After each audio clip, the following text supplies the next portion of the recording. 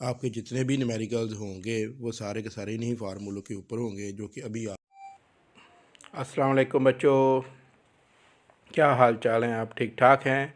आज हम शुरू करने वाले हैं हमारे पास चैप्टर नंबर 15 10th क्लास का, सॉरी 15 चैप्टर का, यानी 15वें चैप्टर का हम न्यूमेरिकल नंबर 3 का आगाज़ करने वाले हैं, जिसमें बेटा हमारे पास जो डाटा दिया गया है उसके मुताबिक हमारे पास यहाँ पे रेशो दी गई है एन पी और एस के दरमियान 100।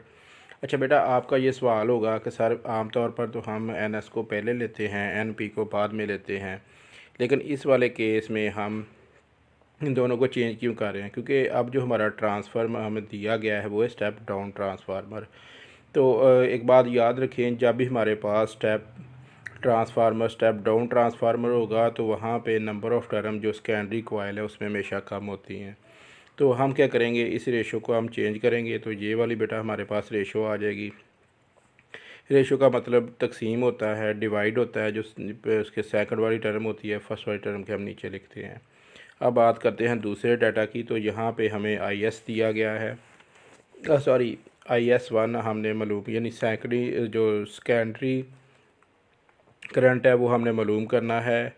जो प्राइमरी करंट है वो हमें दिया गया है, वो 1 मिली एम्पेयर है, इसे हम M3 में लिखेंगे। और अब हमने इसमें मालूम करना है। देखिए, अब हमारे पास मसला ये है कि IS और N के दरमियान, यानी करंट और टर्म्स के दरमियान कोई डायरेक्ट हमारे पास तल्लक नहीं है, हमारा कोई फार्मूला नहीं है। तो यहाँ पे बेटा हम दो फार्मूलों का फ्यूजन करेंगे, दो फार्मूलों को मिलाएंगे। ये पावर वाला फार्मूला है।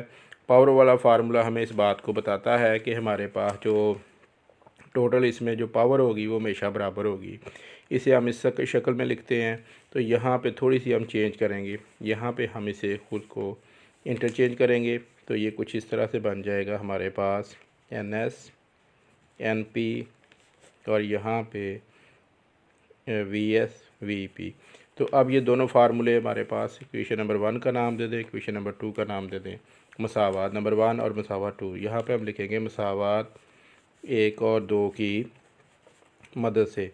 तो अब हम क्या करने लगे हैं, इन दोनों को इकट्ठा करने लगे हैं। तो यहाँ पे बेटा NS बराबर आ जाएगा NP और यहाँ पे IP बराबर IS के। तो यहाँ पे हमारी जो रेशोज़ दी गई थी इसके मुताबिक ये 100 था, ये नीचे 1 था। यहाँ पे I हमने क्या मालूम कर, I हमारे पास 10 की ताकत -3 था और यहाँ पे S हमने मालूम करना था। तो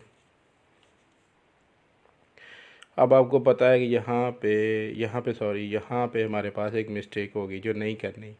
ये देखें, इस मिस्टेक की वजह से हमारा पूरा क्वेश्चन गलत होने वाला था। अब हम इसे यहाँ पे ये नहीं आना था बेटा, यहाँ पे ये आना था।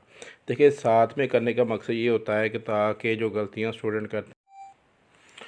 चले बच्चों, अब हम अपने न्यूमेरिकल को सॉल्व करते हैं। यहाँ पे इसके बाद हमने ज़रब चिल्ले पाई देनी थी, यानी 1S को यहाँ पे हमने मल्टीप्लाई किया 1 के साथ, इसे इसके साथ मल्टीप्लाई किया, उसके बाद S की हमारे पास कीमत आ गई 10 की ताकत 3, यानी को 100 से मल्टीप्लाई कर दिया, 100 से मल्टीप्लाई किया, या इसे आप पावर में चेंज कर दें। अगर डायरेक्ट मल्टीप्लाई करेंगे तो यहाँ पे डायरेक्ट हमारे पास आंसर आ जाएगा। तो चाहे आप इसमें 2-3 स्टेप बढ़ा के कर लें, इसमें किसी किस्म की कोई परेशानी की बात नहीं है।